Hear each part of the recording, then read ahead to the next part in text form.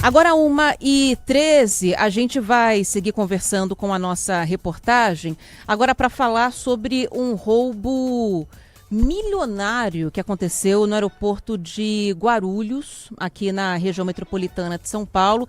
E esse tipo de crime nunca acontece sem a participação de alguém de dentro. Todas as vezes que a gente falou de alguma ocorrência de criminosos lá no aeroporto de Guarulhos, a gente falou da participação de funcionários do aeroporto, funcionários de empresas terceirizadas, porque o esquema de segurança é grande. Então, para furar o esquema de segurança, só alguém de dentro para dar uma forcinha. Lembram do caso das malas que eram trocadas com cocaína? Até duas brasileiras, duas goianas, foram presas na Alemanha, porque chegaram lá, abriram a mala delas, estavam recheadas de cocaína. E elas falaram, isso aqui não é nosso, até conseguirem provar, conseguirem os vídeos mostrando que as malas tinham sido trocadas. Elas ficaram alguns meses detidas na Alemanha, né? Então, nesse caso, tinha a participação de funcionários de dentro do aeroporto que agiam nessa troca. E o Luiz vai falar agora com a gente, o Luiz Felipe Nunes, que está aqui no estúdio, sobre um roubo, um furto, na verdade, no terminal de cargas, que tinha um funcionário, um cara que trabalhava na empilhadeira ali do aeroporto, que ajudou nesse crime, né, Luiz? Tudo bem? Boa tarde. Tudo bem, boa tarde para você, Ana, para os nossos ouvintes que nos acompanham aqui no Bora.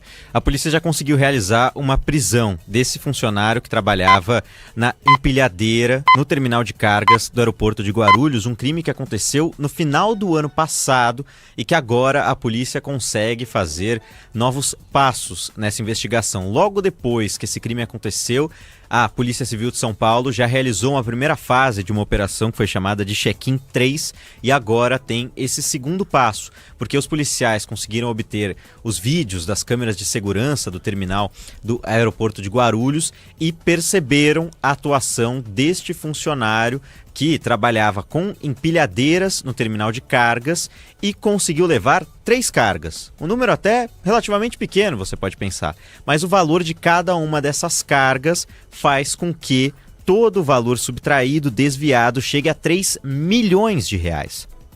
Eram cargas com equipamentos, componentes de aparelhos celulares, principalmente a tela do aparelho celular que, com o desvio, consegue chegar a outras instituições do crime, ou seja, não é um crime que para por aí.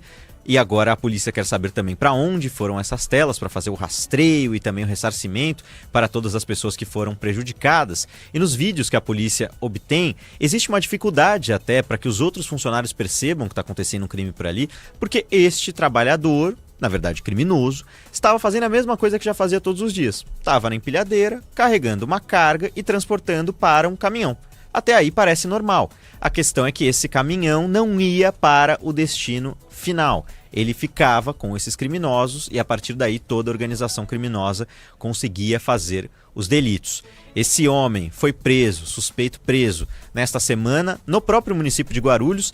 E a polícia tinha todas as imagens dele cometendo esse delito. Então não foi difícil chegar até esse homem, realizar essa prisão. E agora existe um interrogatório para saber se ele vai delatar outros criminosos que participaram dessa organização, porque não é apenas uma pessoa. Não foi só ele, exatamente. Provavelmente o que a gente vê nesses casos, geralmente, é que alguém chega e financia, paga uma grana para esse cara, uma grana bem menor do que vai ser obtida pelo principal criminoso dessa organização, e aí ele participa desse delito, ganha uma quantia desses roubos e depois a organização criminosa comete outros tipos de delitos. Inclusive, a polícia investiga o fato de que não foi a única vez que este sujeito cometeu esse tipo de crime.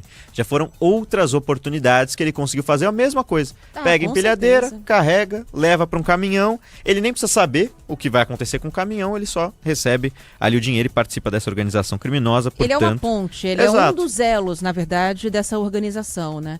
O caminhão, o caminhoneiro, qual que é a participação dele nessa história? Porque ele que fazia, no fim das contas, o desvio da carga também, né? Exato, chega em alguém, né? Porque chega em alguém. Chega em alguém que vai fazer, de fato, o comércio, já sabe onde vender, onde comercializar, o que fazer com aquelas telas e componentes de celular. Então é uma organização criminosa complexa, que começa com algo que não é percebido pelos outros trabalhadores, porque você não vai imaginar possivelmente, que um colega seu está cometendo esse tipo de delito, já que não tem nenhum indício num primeiro momento. Mas cruzando as informações de câmera de segurança, ficou fácil para a polícia, Ana. É isso, e geralmente a polícia começa a investigação já pensando em alguém de dentro, né?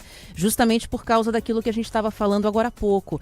A dificuldade para agir numa situação dessas acaba levando a investigação, a Polícia Federal, que geralmente conduz, né, esse tipo de investigação, ou a Polícia de São Paulo, a já imaginar que tem alguém de dentro participando do esquema para facilitar quem está ali fora fazendo a receptação.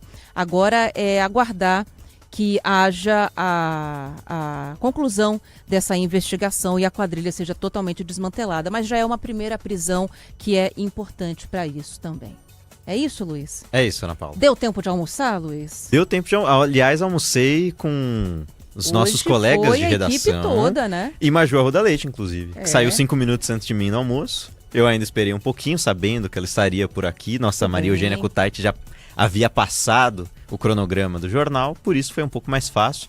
Mas eu almocei mais tarde hoje, perto de 12:30. Então tava com um pouquinho mais de fome. Imagino. Mas a quinta-feira... Exatamente. Mas não foi nem tão assim mais volumosa.